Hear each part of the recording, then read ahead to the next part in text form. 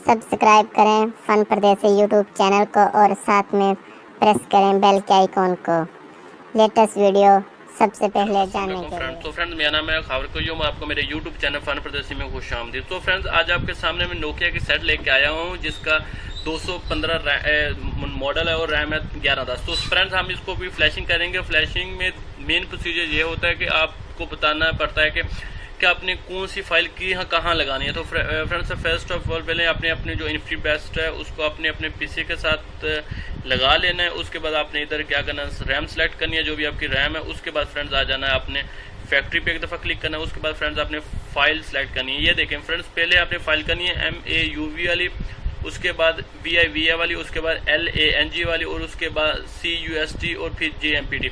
तो फ्रेंड्स ये 5 फाइल्स हैं और 5 की 5 फाइलें आपने लगानी है। तो आपने फाइलें ऐड कैसे करनी है, ये ऑप्शन है, इस पर एक दफ़ा क्लिक करें और ये फाइलें पड़ी हुई, ये आप इसको थोड़ा सा इधर लेके आएंगे, मैं आपको अभी दिखा देता हूँ।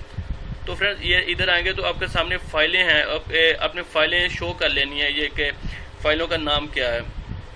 तो ये देखें फ्रेंड्स जो फाइलों का नाम भी आपके सामने दे चुका है। ये क्या कौन कौन सी फाइल है, ये देखें VA, ROM, LNG, JMP और तो फ्रेंड्स इसी तरह आपने अपनी फाइलें सेलेक्ट करनी है। सेलेक्ट करने के बाद अपने फ्लैश को ऑन करना है।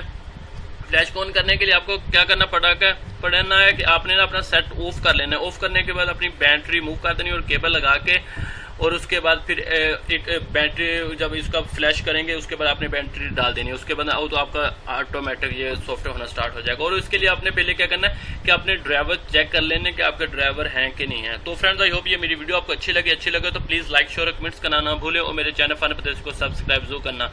सो मिलते हैं कोई अच्छी सी वीडियो के लिए। अल्लाह हाफिज़।